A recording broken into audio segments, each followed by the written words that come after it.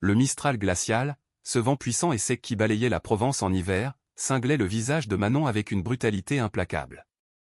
Chaque rafale semblait vouloir lui arracher la peau, s'infiltrant à travers les mailles usées de son bonnet et de son écharpe. Elle arpentait les ruelles pavées et désertes d'un village de Provence, un labyrinthe de pierres ocre et de toits de tuiles romanes qui, en d'autres temps, aurait pu lui sembler charmant. Mais ce soir, les murs semblaient la juger, froid et indifférent. Contre sa poitrine, blottie au creux de l'écharpe de portage, Chloé dormait d'un sommeil profond et paisible, ignorant tout du monde hostile qui entourait sa mère. Son petit souffle chaud formait de minuscules nuages de buée qui s'évanouissaient aussitôt dans l'air glacé. Une unique et mince couverture en polaire, usée par les lavages et le temps, était tout ce qui la protégeait du froid mordant, en plus de la chaleur corporelle de Manon qui s'épuisait peu à peu. C'était la veille de Noël. De chaque fenêtre des maisons en pierre, des lumières chaudes et scintillantes semblaient lui faire un clin d'œil cruel. Des guirlandes multicolores dessinaient des sourires lumineux sur les façades anciennes, transformant le village endormi en une carte postale vivante et inaccessible. À travers les vitres, elle devinait des scènes de bonheur domestique, des familles réunies autour de tables festives, des silhouettes se déplaçant dans la lueur des feux de cheminée, des éclats de rires étouffés qui parvenaient jusqu'à elle comme des échos d'une autre planète. Une chaleur palpable, une atmosphère de joie et de partage qui semblait la narguer, soulignant cruellement sa propre solitude et son dénuement. Manon avait 27 ans, mais le froid, la faim et l'inquiétude constante lui avaient creusé des rides prématurées au coin des yeux. Elle vivait dans la rue depuis 3 mois, une éternité faite de jours sans fin et de nuits terrifiantes. Elle serra Chloé plus fort contre elle, un geste instinctif, protecteur. Le petit corps chaud de son bébé était son unique ancre, sa seule raison de continuer à se battre. Elle sentit le poids rassurant de sa fille et continua d'avancer, sans but précis, juste pour ne pas geler sur place. Ses pieds la lançaient douloureusement à l'intérieur de ses vieilles chaussures de marche, dont les semelles commençaient à se décoller, laissant l'humidité glaciale du sol s'infiltrer. La faim lui tordait l'estomac depuis des heures, une crampe sourde et persistante. Mais elle avait réussi, un peu plus tôt dans la journée, à obtenir de quoi acheter un peu de lait pour sa fille. C'était tout ce qui comptait. Le reste pouvait attendre. Son propre inconfort était secondaire. Manon s'arrêta, à bout de souffle, devant l'entrée d'un magnifique gîte. Le portail en fer forgé, haut et ouvragé, était imposant, et le jardin qui s'étendait derrière semblait tout droit sorti d'un conte de fées. Des oliviers centenaires et des pins majestueux étaient décorés avec un soin infini. Des guirlandes de lumière dorée couraient le long des branches nues et illuminaient la façade en pierre du mas provençal. Au centre du jardin, une fontaine en pierre trônait, silencieuse et figée par le gel naissant qui recouvrait son bassin d'une fine pellicule de glace scintillante. Elle resta là, immobile, à contempler la scène, non pas avec envie, mais avec une immense lassitude, un épuisement si profond qu'il semblait avoir atteint son âme. C'est alors qu'elle vit la fillette. Une petite fille blonde, seule dans le vaste jardin, se tenait près d'un sapin gigantesque qui attendait encore sa parure. Elle devait avoir 6 ou 7 ans, avec des cheveux dorés coupés en un carré parfait et de grands yeux clairs qui brillaient étrangement sous les lumières du porche. Elle portait une magnifique robe en velours rouge, une tenue de fête qui contrastait violemment avec son visage crispé, tendu par une frustration intense. La fillette tenait une grande boîte de décoration de Noël qui paraissait bien trop lourde et encombrante pour ses petits bras. Elle tenta de la poser délicatement sur le sol, mais ses gestes étaient maladroits, précipités par l'agacement. La boîte bascula et son contenu se déversa sur l'herbe gelée dans un tintement cristallin et désordonné. Des boules argentées, d'autres dorées, des petites étoiles scintillantes, des rubans rouges et des guirlandes perlées roulèrent et s'éparpillèrent à ses pieds.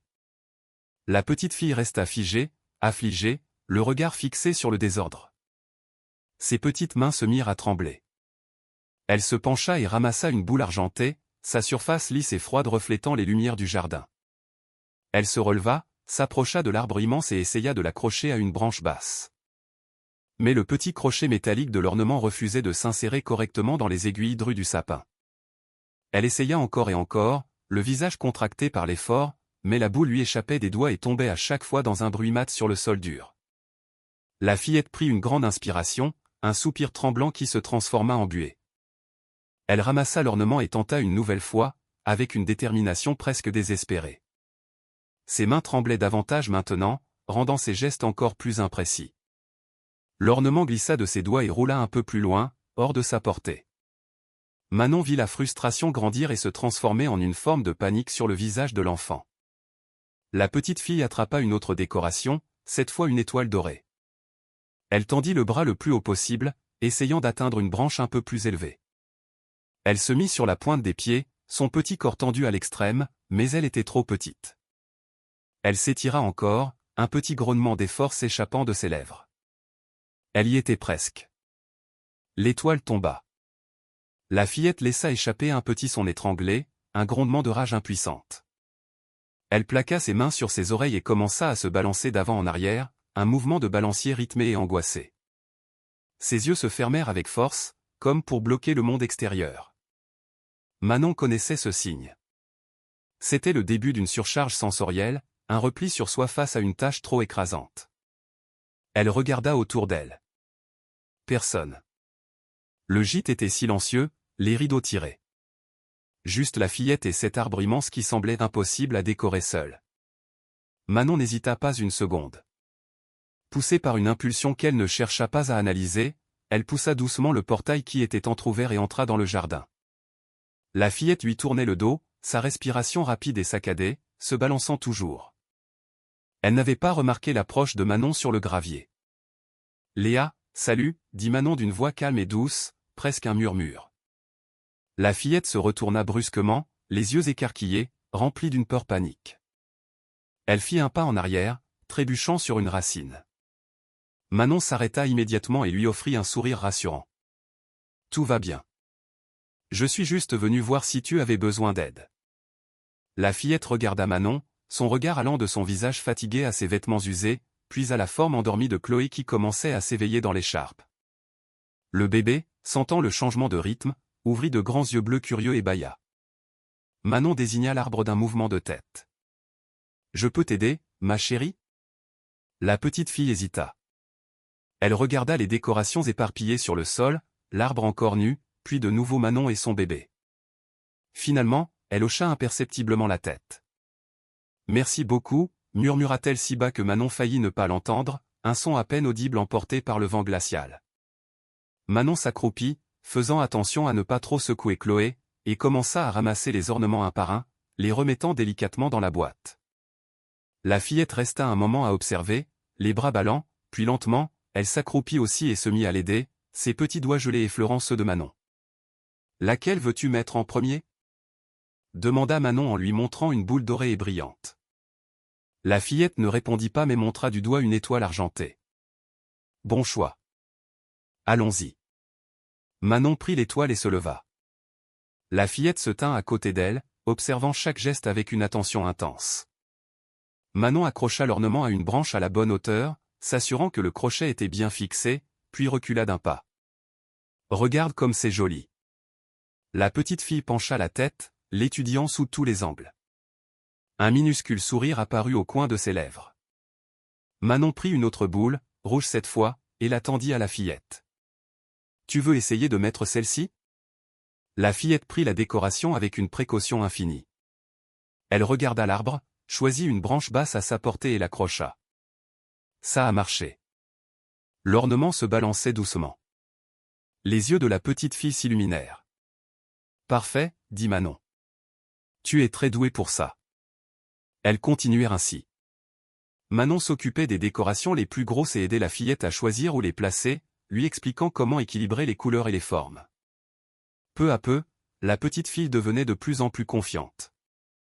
Elle commença à prendre les ornements seule, à choisir les couleurs, à décider des emplacements. Quand il fallait atteindre les branches les plus hautes, la fillette pointait du doigt et Manon les plaçait pour elle. Mais le reste, elle le faisait seule, avec une concentration et une application nouvelle. « Cette boule dorée ici ?» demanda la fillette en montrant une grosse décoration. « Parfait, ça ira bien avec celle en argent à côté. » La petite fille l'accrocha avec soin et recula pour admirer son œuvre. Elle sourit. Chloé commença à s'agiter dans l'écharpe et Manon la dénoua pour mieux l'installer. Le bébé était maintenant complètement réveillé et regardait tout avec de grands yeux curieux. La fillette arrêta de décorer et s'approcha, intriguée. Elle regarda Chloé, fascinée. « Elle est petite » dit la fillette. « Oui, elle a 8 mois. » C'est Chloé. La fillette tendit une main hésitante et toucha le petit pied potelé du bébé qui dépassait de la couverture. Chloé agita ses petites jambes et poussa un cri de joie. La fillette rit. C'était un son léger, presque timide, mais il était là. Elle toucha de nouveau le pied de Chloé et le bébé gazouilla, agitant ses petits bras dans sa direction. « Elle t'aime bien » dit Manon en souriant. La fillette resta là un moment, jouant avec les doigts de pied de Chloé. Puis elle retourna à l'arbre, visiblement plus enthousiaste. Elles travaillèrent ensemble pendant de longues minutes. L'arbre prit forme. Des boules dorées et argentées sur les branches du milieu, des petites étoiles éparpillées partout, des rubans rouges aux extrémités. Les guirlandes lumineuses étaient déjà sur l'arbre et quand la fillette trouva et alluma l'interrupteur, tout brilla d'un éclat magique. La petite fille recula, les mains jointes devant sa poitrine, le souffle coupé. Elle regarda l'arbre, les lumières clignotantes, les décorations se balançant doucement. « C'est magnifique » murmura-t-elle. Manon se plaça à côté de la fillette. « C'est parfait. Tu as fait un travail incroyable. » La fillette regarda Manon et son sourire s'agrandit. C'était un sourire immense, plein de joie pure et sans mélange. « On l'a fait ensemble » dit la petite fille. Manon sentit sa poitrine se serrer. Elle hocha la tête. « Oui, on l'a fait ensemble. » Elles restèrent là un moment à contempler l'arbre illuminé, baignant dans sa lueur chaude. La fillette n'arrêtait pas de sourire. Elle fit le tour de l'arbre, regardant chaque ornement, chaque détail. « Celui-ci est beau » dit-elle en montrant une boule dorée. « Et celui-là aussi. » Manon rit doucement. « Ils sont tous beaux. » La petite fille revint près de Manon et regarda Chloé qui s'était presque rendormie, blottie dans ses bras. « Tu vas partir maintenant » demanda la fillette et sa voix devint plus basse, teintée d'inquiétude. Manon sentit son cœur se serrer. Elle devait partir. Le froid s'intensifiait et elle devait encore trouver un endroit abrité pour passer la nuit avec Chloé. « Je dois y aller, ma chérie. » La fillette baissa la tête. Ses doigts jouaient nerveusement avec l'ourlet de sa robe rouge.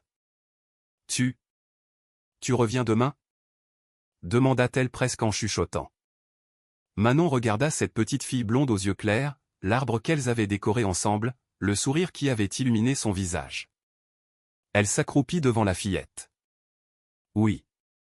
Je reviens. » Le visage de la fillette s'illumina. Elle ne dit rien, mais ses yeux brillèrent d'une manière qui fit fondre le cœur de Manon. « Promis » murmura la petite fille. « Promis. » La fillette sourit de nouveau. Elle fit un pas en avant et serra brusquement Manon dans ses bras. Ce fut rapide, mais c'était là. Un câlin serré, presque désespéré. Manon lui rendit son étreinte avec précaution, protégeant Chloé entre elles deux. Quand la fillette s'écarta, elle fit un petit signe de la main timide. Manon lui fit un signe en retour et commença à marcher vers le portail. Chloé était calme maintenant, presque endormie de nouveau. Manon jeta un dernier regard en arrière. La petite fille était debout à côté de l'arbre illuminé, lui faisant toujours signe. Les lumières brillaient autour d'elle et son sourire était toujours là. Manon sortit par le portail et retourna dans la rue froide, mais cette fois, elle souriait aussi. Pour la première fois depuis des mois, Manon se sentait bien, utile. Importante. Elle avait aidé quelqu'un, et cette fillette avait souri grâce à elle. Manon continua son chemin avec Chloé dans les bras et pour la première fois depuis longtemps, elle sentit quelque chose qui ressemblait à de l'espoir. Elle reviendrait demain. Elle l'avait promis. Stéphane gara sa Renault 4 dans le garage et coupa le moteur. Le bruit caractéristique du vieux moteur s'éteignit dans un dernier hoquet. Il était presque 7 heures du soir et il était épuisé. Réunion toute la journée, appels incessants, problèmes à résoudre. Tout ce qu'il voulait, c'était rentrer, voir Léa et peut-être réussir à lui faire manger quelque chose. Il soupira et sortit de la voiture. La nounou était partie plus tôt aujourd'hui. Elle avait prévenu qu'elle avait un engagement familial et Stéphane l'avait laissé partir. Léa se débrouillerait bien seule pendant quelques heures. Elle restait toujours dans sa chambre de toute façon, à dessiner ou à jouer avec ses jouets, dans son propre monde silencieux. Stéphane entra par la porte de service et retira son manteau. La maison était silencieuse. Normal. Léa ne faisait jamais de bruit. Elle était calme, trop calme. Elle l'avait toujours été. Il jeta ses clés sur la console de l'entrée et se dirigea vers l'escalier, se préparant mentalement à trouver sa fille repliée sur elle-même. Papa. Stéphane s'arrêta net, la main sur la rampe. Il se retourna, confus. Léa était debout à la porte du salon, un immense sourire aux lèvres. Elle portait la robe rouge qu'il lui avait achetée pour Noël et ses yeux brillaient d'une façon qu'il n'avait pas vue depuis très, très longtemps. Léa ? dit-il, encore en train d'assimiler la scène. Léa ne courait jamais vers lui quand il arrivait. Elle attendait toujours dans sa chambre, silencieuse, jusqu'à ce qu'il monte la voir. Et elle ne l'appelait jamais comme ça, avec autant d'enthousiasme. « Viens voir. » dit Léa en lui faisant signe de la main avec une énergie débordante. Stéphane resta un instant interdit, essayant de comprendre ce qui se passait. Puis il se dirigea vers le salon, suivant sa fille qui semblait danser plus que marcher. Léa bondit pratiquement jusqu'à la baie vitrée qui donnait sur le jardin. Elle pointa du doigt vers l'extérieur. « Regarde papa, l'arbre. » Stéphane regarda par la fenêtre. Le sapin de Noël dans le jardin était entièrement décoré. Des lumières clignotaient, des décorations dorées et argentées scintillaient, des rubans rouges flottaient doucement et une étoile brillante trônait au sommet. C'était parfait. Il cligna des yeux, confus. « C'est toi qui as décoré l'arbre » Léa hocha la tête avec enthousiasme. « Manon m'a aidé. » Stéphane fronça les sourcils. « Manon ? Qui est Manon » Léa sourit encore plus. « Une dame. Elle a un tout petit bébé, Chloé. Son petit pied est si mignon, papa. » Stéphane s'accroupit devant sa fille, essayant de garder son calme. Elle. Une dame est venue ici aujourd'hui ? Oui, elle m'a aidé avec l'arbre. Je n'arrivais pas à mettre les décorations, mais elle m'a aidé. Et l'arbre est magnifique. Stéphane sentit un frisson lui parcourir l'échine. Une étrangère était entrée dans la propriété, avait parlé à Léa. Mais avant qu'il ne puisse dire quoi que ce soit, Léa continua, son débit de paroles inhabituellement rapide. Elle a été très gentille avec moi, papa. Et Chloé est si petite, elle a des petits yeux bleus et j'ai touché son pied et elle a ri. Stéphane observa sa fille. Léa parlait vite, avec animation, ses mains gesticulant pour souligner ses mots. Elle n'arrêtait pas de sourire. C'était stupéfiant. Léa ne parlait presque jamais autant. D'habitude, elle était silencieuse, répondait par monosyllabes, évitait le contact visuel. Mais maintenant, elle le regardait droit dans les yeux, racontant tout avec un enthousiasme qu'il croyait perdu à jamais. « Léa, cette dame, elle t'a dit son nom ? » Manon. Et le bébé c'est Chloé. Elle habite dans le coin. Léa haussa les épaules. Je ne sais pas. Mais elle a dit qu'elle reviendrait demain. Stéphane sentit sa poitrine se serrer. Une femme inconnue était apparue de nulle part, avait interagi avec sa fille et allait maintenant revenir. Il devrait être inquiet, il devrait être furieux. Mais quand il regardait Léa, il voyait quelque chose qu'il n'avait pas vu depuis des mois. De la joie. Léa était sincèrement, profondément heureuse. Ses yeux brillaient, son sourire était réel et elle n'avait pas arrêté de parler depuis son arrivée. « Elle est partie il y a combien de temps » demanda Stéphane. Un petit moment. Elle a dit qu'elle reviendrait demain. Elle a promis, papa. Stéphane se leva et regarda de nouveau par la fenêtre. L'arbre était vraiment magnifique. Chaque décoration à sa place. Les lumières brillant parfaitement. Qui que soit cette Manon, elle avait réussi quelque chose que Stéphane essayait de faire depuis des années. Elle avait fait sourire Léa. « Viens voir de plus près, papa » dit Léa en tirant sa main. Stéphane laissa sa fille le guider jusqu'à la porte d'entrée. Ils sortirent dans le jardin et le froid de la nuit lui fouetta le visage. Léa courut jusqu'à l'arbre et Stéphane la suivit. « Regarde » dit Léa en montrant une boule dorée. « C'est moi qui ai mis celle-ci. Et cette étoile ici aussi. » Elle lui montra chaque décoration, expliquant où elle les avait placées, lesquelles Manon l'avait aidé à accrocher. Elle n'arrêtait pas de parler. Stéphane resta là à l'écouter. Il n'interrompit pas, ne posa pas de questions. Il se contenta d'observer sa fille, si vivante, si présente. « Elle est gentille, papa. » dit Léa en le regardant. Manon est très gentille. Stéphane hocha lentement la tête. On dirait bien. Léa resta silencieuse un moment, regardant l'arbre. Puis elle dit tout bas, elle revient demain. Elle a promis. Stéphane sentit quelque chose se tordre en lui. Léa comptait dessus. Elle voulait que cette Manon revienne. Et si elle ne revenait pas? Et si ce n'était qu'un événement ponctuel? Il ne voulait pas voir sa fille déçue. Mais en même temps, il ne pouvait pas nier ce qu'il voyait. Léa était différente, plus ouverte, plus heureuse. D'accord, dit Stéphane en posant une main sur l'épaule de sa fille. Si elle a promis, alors elle reviendra. Léa sourit et lui serra la jambe. Ce fut rapide, mais c'était là. Un câlin spontané. Stéphane se figea. Léa ne faisait jamais ça. Elle n'aimait pas le contact physique, évitait les câlins, se tendait quand quelqu'un s'approchait trop. Mais là, elle le serrait dans ses bras sans y être forcée, sans hésiter. Il posa doucement sa main sur sa tête. On rentre? Il fait froid ici. Léa le lâcha et hocha la tête. Ils rentrèrent et Léa alla directement au salon. Elle s'assit sur le canapé, souriant toujours, et commença à balancer ses petites jambes. Stéphane resta à la porte, observant. Qui était cette Manon? Il ne savait rien d'elle, ne savait pas d'où elle venait, pourquoi elle avait aidé Léa ou pourquoi elle avait promis de revenir. Mais elle avait fait quelque chose que personne d'autre n'avait réussi. Elle s'était connectée à Léa. Stéphane regarda l'arbre par la fenêtre. Il brillait dans le jardin sombre, parfait et plein de vie. Il pensa à sa fille, si excitée, si différente. Et pour la première fois depuis longtemps, Stéphane sentit quelque chose qui ressemblait à de l'espoir.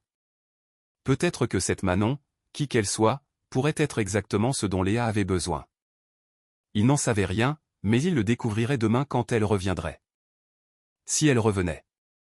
Manon marcha pendant ce qui lui sembla une éternité jusqu'à la place du village. Chloé dormait de nouveau, blottie contre sa poitrine. La nuit était complètement tombée et le froid était pire. Elle s'arrêta près de la supérette du village. Quelques personnes entraient et sortaient avec des sacs pleins pour le réveillon. Manon prit une profonde inspiration et se posta près de la porte, la honte lui nouant la gorge. « Excusez-moi, dit-elle à un homme en costume. Vous auriez quelques pièces? J'ai besoin d'acheter du lait pour mon bébé. » L'homme ne la regarda même pas et passa son chemin. Manon essaya de nouveau. « S'il vous plaît, madame, juste quelques pièces. » La femme serra son sac à main contre elle et accéléra le pas, comme si Manon était contagieuse. Manon ferma les yeux une seconde. Elle détestait faire ça, détestait demander, mais elle n'avait pas le choix. Chloé avait besoin de lait. « Ma petite dame ?» Manon ouvrit les yeux. Une femme âgée se tenait devant elle, tenant un sac de course. « Tenez, » dit la dame en lui tendant quelques pièces. « Achetez le lait pour la petite. » C'était Monique, une habitante connue du village. Manon sentit ses yeux lui piquer. « Merci beaucoup. Vraiment, merci beaucoup. » La vieille dame sourit et continua son chemin. Manon compta les pièces. Ce n'était pas grand-chose, mais ça suffisait pour une petite brique de lait. Peut-être deux, si elle avait de la chance. Elle entra dans la supérette et se dirigea directement vers le rayon du lait. Elle prit deux petites briques et se rendit à la caisse.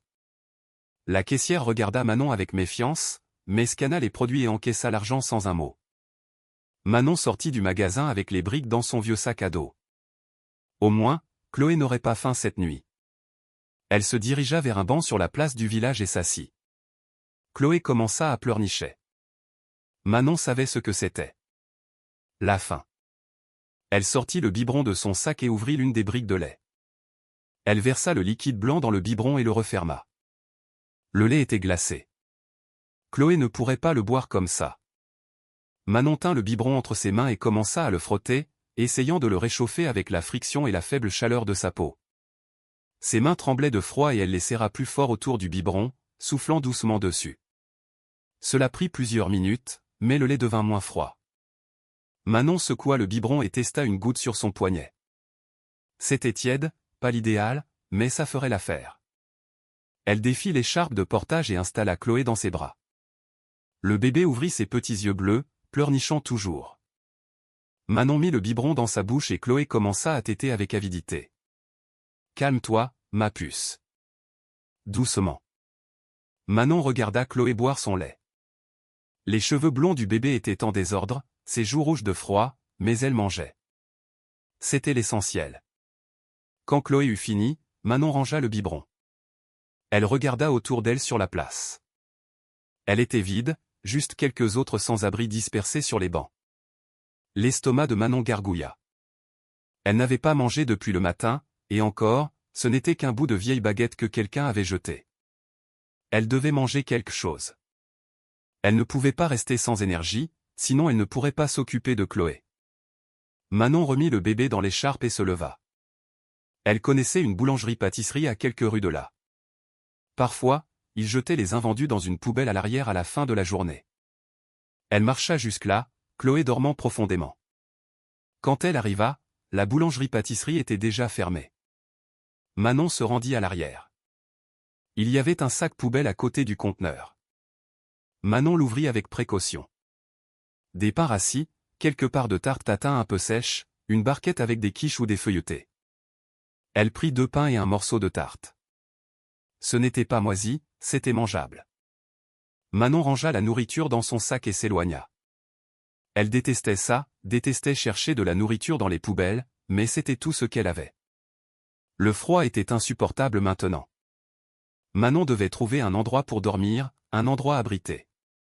Elle marcha jusqu'à une ancienne échoppe désaffectée. Il y avait un grand auvent à l'avant et l'espace en dessous était vide. Manon s'assit par terre et s'adossa au mur. Chloé était chaude contre sa poitrine, dormant profondément. Manon sortit la petite couverture et couvrit le bébé avec soin. Elle prit un des pains et mordit dedans. Il était dur, sec, mais il calmait la faim. Manon mangea lentement, regardant la rue vide. Quelques voitures passaient, des gens rentrant chez eux, vers leur famille, vers la chaleur. Elle finit le pain et rangea le reste. Elle devait économiser. Manon s'installa mieux, appuyant sa tête contre le mur.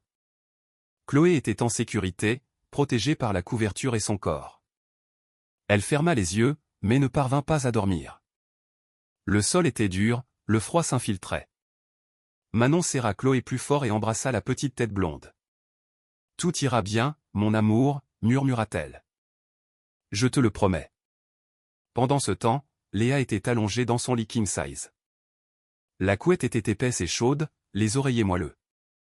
Elle serrait un ourson en peluche et regardait le plafond.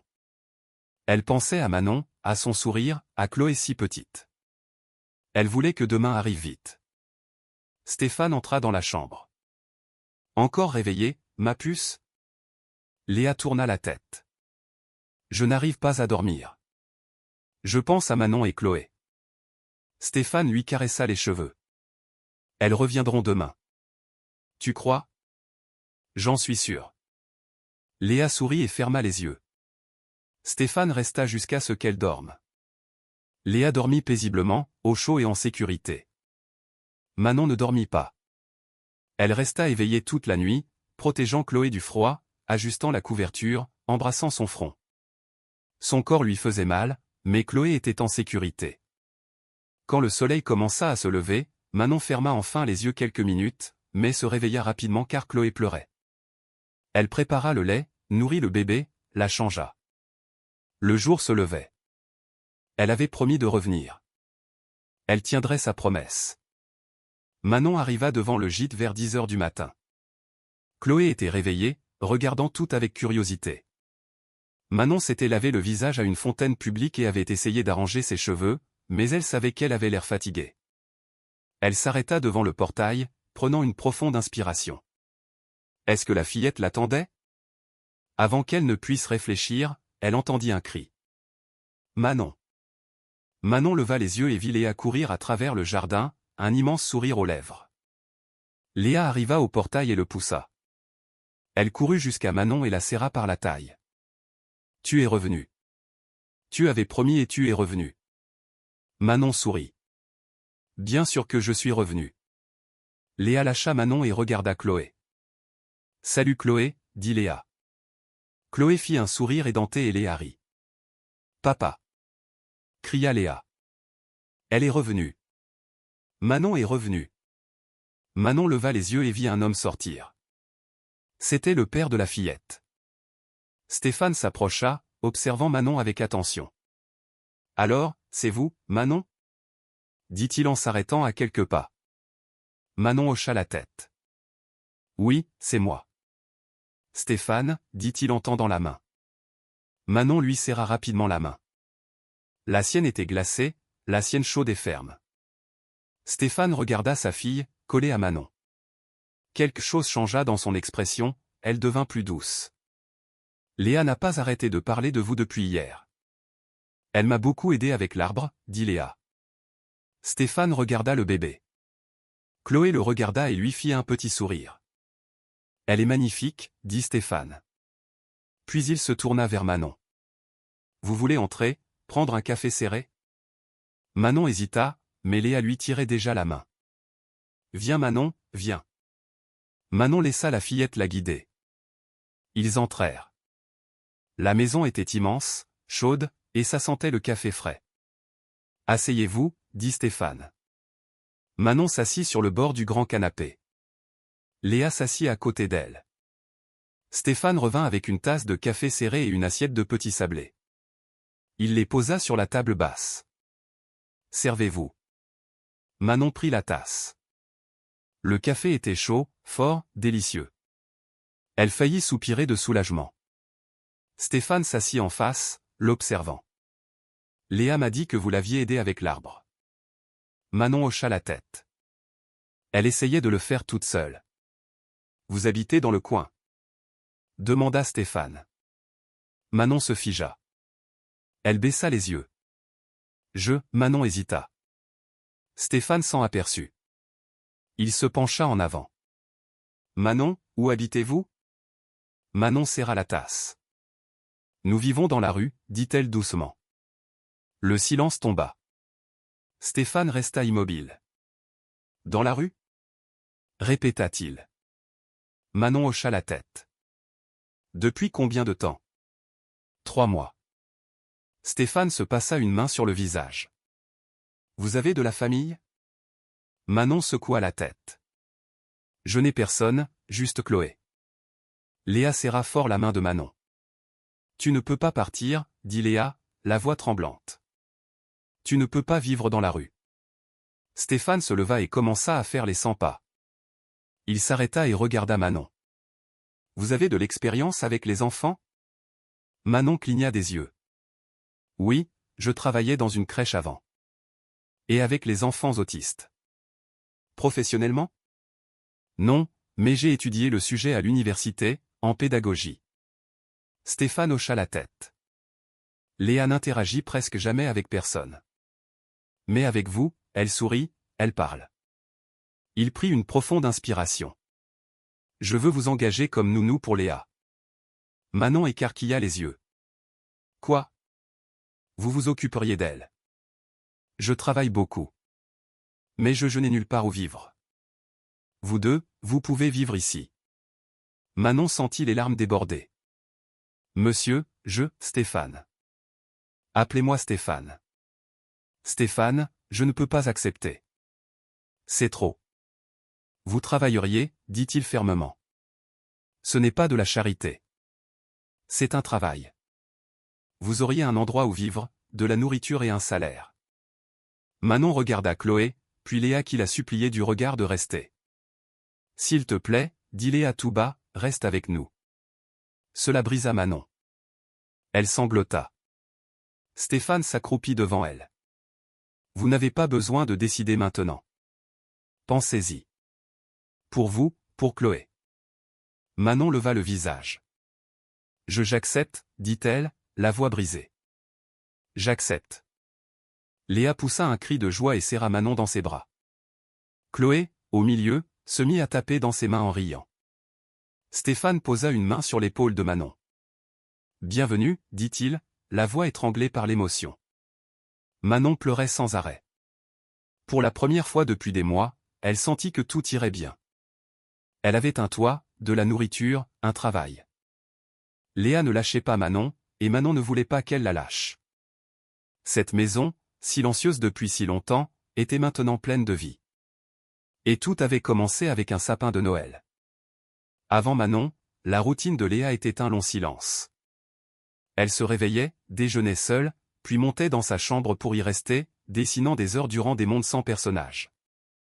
L'ancienne nounou tentait des approches, mais Léa restait fermée. Stéphane rentrait le soir et la trouvait au même endroit, dans le même silence. Elle n'aimait ni le contact, ni le bruit, ni les changements. Son monde était petit, contrôlé, et terriblement solitaire. La première semaine avec Manon, le silence commença à se fissurer. Le premier jour, Manon resta dans le salon avec Chloé, jouant et riant doucement. Léa resta dans sa chambre, porte entr'ouverte. Au bout d'une demi-heure, Manon entendit des pas. Léa était à la porte du salon, observant. Elle ne dit rien, ne fit rien, se contenta de regarder. Manon lui sourit mais ne l'appela pas. Le lendemain, Léa revint et resta plus longtemps. Le troisième jour, elle entra dans le salon et s'assit à distance. Le quatrième jour, Léa apporta ses crayons et s'installa sur le canapé pour dessiner. Manon lui sourit. « Qu'est-ce que tu dessines ?» Léa ne répondit pas, mais elle ne s'enfuit pas. À la fin, elle montra son dessin à Manon, un sapin de Noël. « Il est magnifique, dit Manon. Tout comme le nôtre. » Léa eut un petit sourire. La deuxième semaine, Léa commença à suivre Manon partout. Dans la cuisine, Manon expliquait ses gestes, « Je vais réchauffer le lait de Chloé. Elle l'aime tiède. » Léa observait chaque détail, absorbant tout en silence. C'est la troisième semaine que Léa commença à imiter. Manon essuyait la bouche de Chloé avec un bavoir.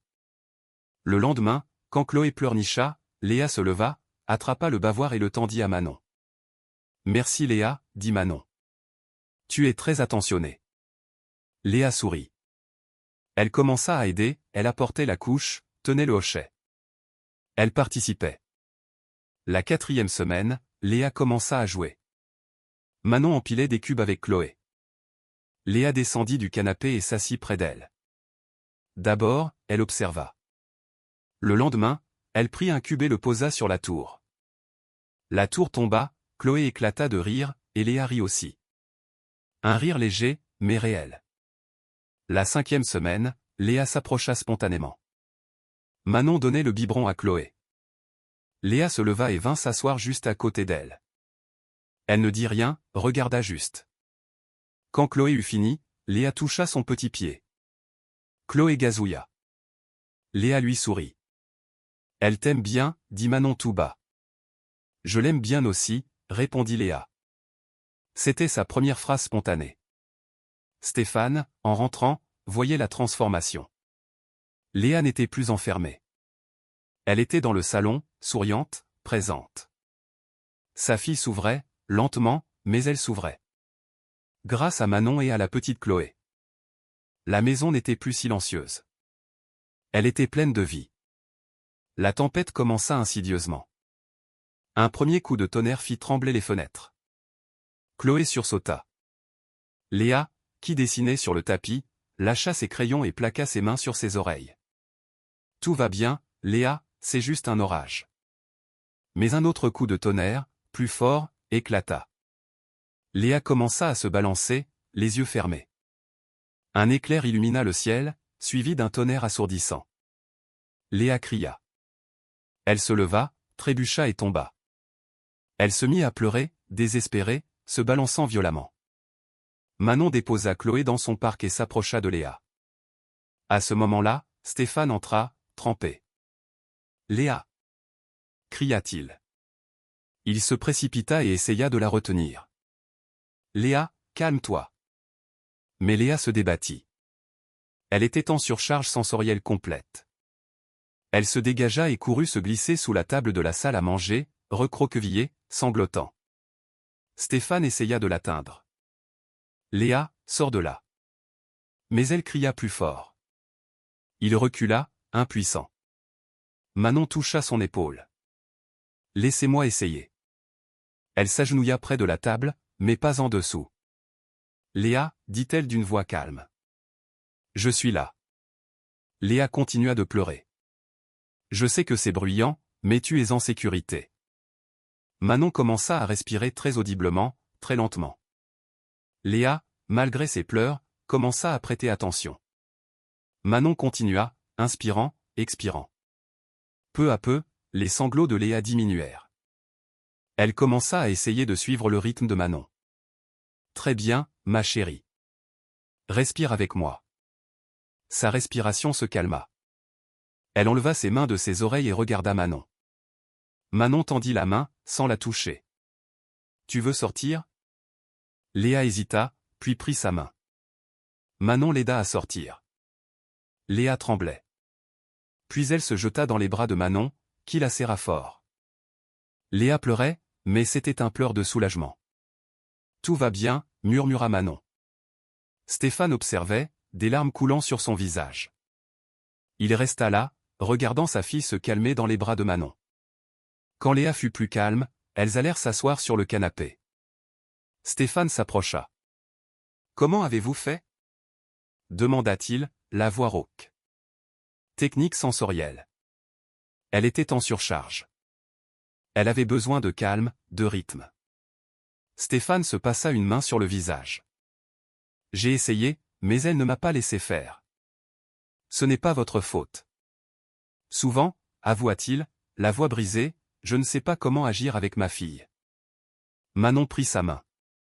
Vous n'avez jamais échoué. Vous avez toujours été là. Mais je ne sais pas comment la faire se sentir en sécurité. Comme vous. Alors laissez-moi vous apprendre. Vous feriez ça? Bien sûr. Vous êtes son père. Vous méritez de savoir. S'il vous plaît, dit-il. Je veux apprendre. Dans les jours qui suivirent, Manon enseigna à Stéphane la surcharge sensorielle, les techniques de respiration, la communication non verbale. Quand elle est en crise, n'essayez pas de la retenir. Offrez votre présence, mais n'envahissez pas son espace. Utilisez une voix calme. Et répétez-lui qu'elle est en sécurité. Quelques jours plus tard, Stéphane rentra du travail. Au lieu de monter, il s'assit à côté de Léa qui dessinait. Pas en face, à côté. Salut Léa. Salut papa. C'est joli, dit-il en regardant son dessin. Léa sourit un peu. Au bout d'un moment, elle lui tendit un crayon bleu. Tu peux colorier le ciel?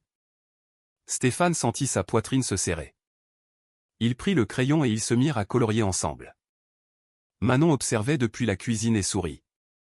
Plus tard, Manon proposa un jeu de construction avec des cubes.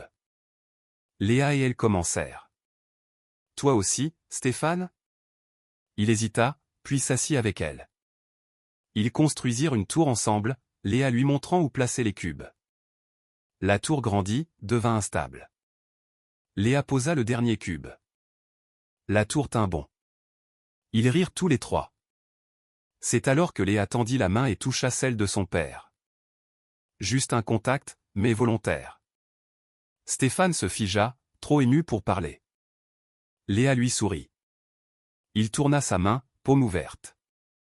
Lentement, Léa posa sa petite main sur la sienne. Ce fut le moment le plus précieux de la vie de Stéphane. Ce soir-là, Stéphane et Manon restèrent dans le salon. Merci, dit-il. J'ai l'impression de connaître ma fille pour la première fois. Elle a toujours été là. Vous aviez juste besoin d'apprendre sa langue. Elle m'a touché aujourd'hui. Volontairement. Ça n'était jamais arrivé. Ça arrivera plus souvent, dit Manon. Vous verrez. Chloé devint le centre du monde de Léa. Elle commença à vouloir aider. Je peux prendre le hochet? Demanda-t-elle un jour. Elle l'agita doucement et Chloé se mit à rire. Elle aime bien. Dit Léa, excitée. Tu es très douée avec elle, répondit Manon. Léa commença à aider davantage. Elle apportait la couche, calmait Chloé dans sa poussette, tenait ses jouets. Un après-midi, elle montra à Manon un dessin. C'était elle et Chloé, se tenant la main. Je nous ai dessiné. Je vais le garder dans ma chambre. Il est spécial. Léa n'arrêtait pas de dessiner pour Chloé, des cadeaux qu'elle accrochait au mur de la chambre du bébé. Un matin, Manon jouait avec Chloé qui essayait de s'asseoir. Léa descendit. « Je peux jouer avec vous ?» Elle s'assit et se mit à faire des grimaces. Chloé éclata de rire. « Je la fais rire, Manon. »« J'y arrive. » Léa toucha la joue de Chloé, qui attrapa son doigt. « Elle me tient le doigt », murmura Léa, émue. Cet après-midi-là, Stéphane rentra et vit Léa assise par terre, berçant Chloé dans ses bras. Elle fredonnait une chanson et le bébé s'endormit. « Elle s'est endormie sur moi », dit Léa, les yeux brillants. Elle regarda Manon. « Manon, je voudrais avoir une petite sœur pour jouer avec moi. » Manon sentit les larmes monter. Stéphane, à la porte, sentit sa poitrine se serrer. « Je l'aime tellement », continua Léa. « Je voudrais qu'elle soit ma vraie sœur. » Stéphane s'agenouilla à côté d'elle. « Tu serais une sœur incroyable, » dit-il, la voix étranglée. Léa regarda son père. « Tu crois ? » « J'en suis certain. » Léa sourit et murmura « Je t'aime, Chloé. » Manon et Stéphane échangèrent un regard. Ces deux petites filles étaient devenues des sœurs de cœur. Il était presque minuit. Manon descendit prendre un verre d'eau et vit Stéphane assis sur le canapé dans le noir, un verre de vin rouge à la main. « Tout va bien ? » Je réfléchissais. Elle s'assit à distance. « Vous voulez en parler ?» Il resta silencieux, puis but son vin. Quand Léa a parlé de vouloir une sœur, ça m'a rappelé beaucoup de choses. Il marqua une pause. La mère de Léa est partie quand elle a reçu son diagnostic. Léa avait 3 ans. Stéphane raconta. Son ex-femme n'acceptait pas le handicap de Léa. Elle voulait une fille parfaite. Le diagnostic d'autisme l'a anéantie. Un jour, elle m'a dit qu'elle n'avait pas signé pour être la mère d'un enfant spécial. Une larme coula sur la joue de Stéphane. Et puis elle est partie. Elle a pris ses valises et n'est jamais revenue. Léa avait 3 ans. Il se couvrit le visage et sanglota. Manon s'approcha et prit ses mains. Elle n'est pas partie à cause de Léa. Elle est partie à cause d'elle-même. Mais Léa a toujours cru que c'était de sa faute. Et vous avez toujours été là pour lui dire le contraire, dit Manon. Mais je n'ai jamais su comment l'aider vraiment. Je n'arrivais pas à l'atteindre. Manon lui prit le visage entre ses mains. Stéphane, écoutez. Vous avez toujours aimé Léa. Elle le sait. Vous apprenez sa langue, vous vous rapprochez. Vous n'avez pas échoué. Merci, murmura-t-il. Pour tout. Vous avez ramené la vie dans cette maison, Manon. L'espoir. Je ne sais pas ce que nous serions devenus sans vous. Ils restèrent ainsi un moment, se regardant, leurs mains entrelacées. Une nouvelle intimité était née entre eux. Un après-midi tranquille, Léa dessinait avec une concentration intense. Manon aidait Chloé, qui fêtait son premier anniversaire, à faire ses premiers pas. Stéphane, sur le canapé, essayait de travailler mais n'y parvenait pas, trop absorbé par cette scène de bonheur familial. « Voilà. » dit Léa en levant sa feuille. « Papa, viens voir. » Stéphane s'accroupit à côté d'elle. Sur la feuille, il y avait 4 personnages se tenant par la main, un homme, une petite fille, une femme tenant un bébé. Au-dessus, en grandes lettres colorées, « Ma famille ». Stéphane ne put parler. Manon s'approcha. Quand elle vit le dessin, elle porta une main à sa bouche. « C'est nous, » dit Léa. « Toi, moi, Manon et Chloé. Notre famille. » Elle regarda son père, sérieuse. « Papa ? Manon pourrait être ma maman ?» Le silence tomba. Stéphane et Manon restèrent sans voix. « Je le sais, » continua Léa. « Je veux que Manon soit ma maman. Parce qu'elle s'occupe de moi. Elle me rend heureuse. Et Chloé est ma sœur. » Manon sanglota. Léa la serra dans ses bras. « Tu ne veux pas être ma maman ? » « Si, je t'aime, Léa. Tellement. » « Alors pourquoi tu ne peux pas ?» Stéphane regarda Manon. Il voyait sa fille demander une mère, et pas n'importe laquelle, la femme dont il était tombé amoureux. Il s'agenouilla à leur côté.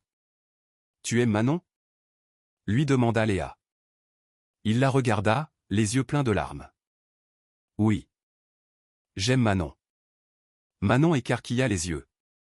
Et elle t'aime, dit Léa, comme une évidence. Alors pourquoi on ne peut pas être une vraie famille? Stéphane n'avait pas de réponse, car au fond, il voulait la même chose. Après cette conversation, quelque chose changea. Stéphane rentrait plus tôt, passait plus de temps avec elle. Ils commencèrent à cuisiner ensemble, à dîner comme une famille.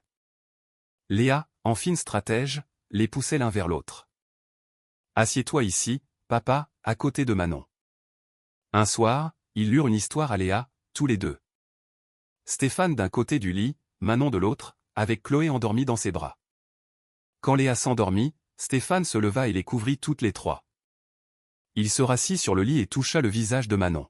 « Manon, murmura-t-il, je suis tombé amoureux de vous. »« Moi aussi, Stéphane. » Il se pencha et leurs lèvres se rencontrèrent. C'était un baiser doux, plein de promesses. « Je veux que nous soyons une vraie famille, dit-il. »« Moi aussi, répondit-elle. » Les mois passèrent. Stéphane demanda Manon en mariage dans le jardin, près du sapin où tout avait commencé. Léa et Chloé crièrent de joie quand Manon dit oui. Le mariage fut simple, intime. Puis décembre arriva de nouveau. C'était la veille de Noël, 1 an plus tard. Manon riait en regardant Stéphane se battre avec les guirlandes. Ils décorèrent l'arbre ensemble, tous les quatre. Quand il ne manqua que l'étoile, Stéphane souleva Léa qui la posa au sommet. Ils reculèrent pour admirer leur œuvre. L'arbre brillait de 1000 feux. Léa se tourna vers Manon et lui prit la main. « Maintenant, tu es ma maman. » « Pour de vrai. » Manon s'agenouilla et la serra dans ses bras. « Oui, mon amour. Pour toujours. » Stéphane s'approcha et les enlaça toutes les deux, ajoutant Chloé au milieu de l'étreinte. Ils restèrent ainsi, une famille complète, alors que la neige commençait à tomber. La maison n'était plus silencieuse. Elle était pleine de rire, d'amour, de vie. L'histoire qui avait commencé dans le froid et la solitude se terminait dans la chaleur et la famille. Et ils vécurent heureux, pour toujours.